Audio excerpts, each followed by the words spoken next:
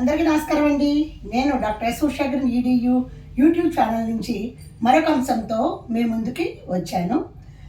మరి నేను చెప్పబోయేటువంటి ఈ అంశాలని కూడా నేను డాక్టరేట్ చేసినటువంటి ఆ పిహెచ్డి ఏదైతే డాక్టరేట్ చేశానో ఆ ఎడ్యుకేషన్లోంచి కొన్ని టిప్స్ ఏ విధంగా సైకలాజికల్గా మనకు ఉపయోగపడతాయి అనే దాని గురించి నాకు తెలిసింది తోచింది మీతో పంచుకోవాలని అసలు నేను ఈ వేదికని ఎంచుకున్నాను.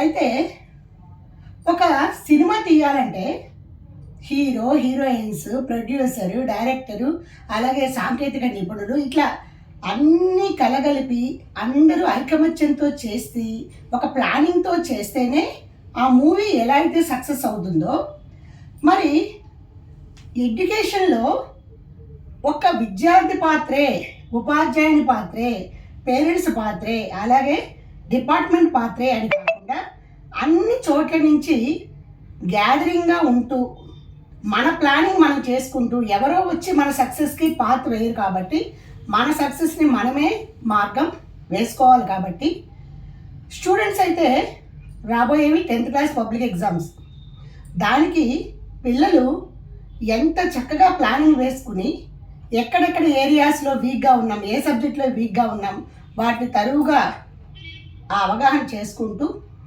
ముందుకు వెళ్తే కానీ వాళ్ళు సక్సెస్ కాలేరు.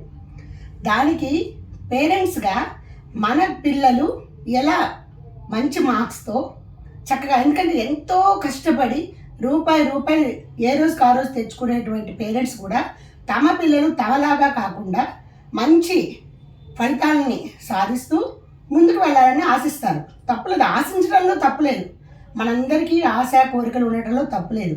కానీ దానికి తగ్గట్టు ప్రణాళిక ఎక్కడ వేస్తున్నాం అనేది మనం ప్రశ్నించుకోవాలి.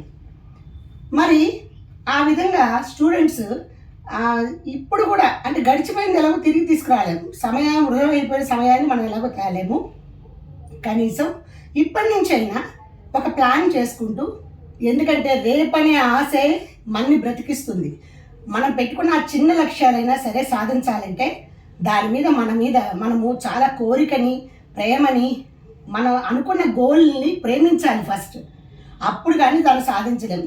నిరంతరం మన మైండ్లో అది రన్ అవుతూనే ఉంటుంది స్క్రోల్ లాగా. మరి అందరూ ఎంతో ఎక్సలెంట్గా ఆ మూవీ ఎంత బాగుంది అట్లా అనుకుంటాం.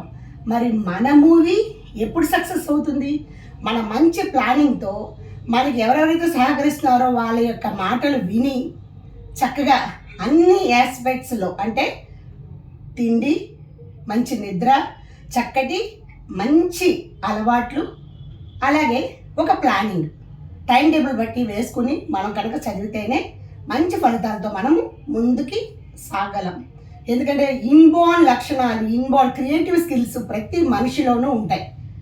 ఎవరెవరు ఈ వేటిలో సాధించగలరో దాంట్లో సాధన చేస్తేనే వాళ్ళు ముందుకు వెళ్తారు. మరి అటువంటి లక్ష్యాలతో మీరందరూ ముందుకు వెళ్ళాలని, వాటికి ఉపాధ్యాయులుగా, పేరెంట్స్గా ఎవరి బాధ్యతలు వాళ్ళు నిర్వర్తిస్తారని, కాబట్టి ముందు మనం ఆ ప్రణాళిక వేసుకుంటే దాన్ని సాధించలేము. ఇప్పటికైనా మించిపోయింది లేదు కాబట్టి చక్కగా విద్యార్థులైతే వాళ్ళ ఎగ్జామ్స్లో ఎలా ఉత్తీర్ణత పొందాలో ఆలోచించాలి.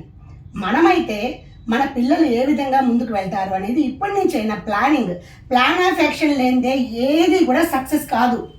ఖచ్చితంగా ప్లానింగ్ ఉండాలి. రేపు చేయబోయే పనులు ఒకవేళ కనుక మన మైండ్ సెట్లో మర్చిపోతూ ఉంటే ఒకచోట రాసుకోవాలి, టిక్ పెట్టుకుంటూ, ప్రయారిటీ ఆఫ్ టిక్ పెట్టుకుంటూ వెళ్ళాలి.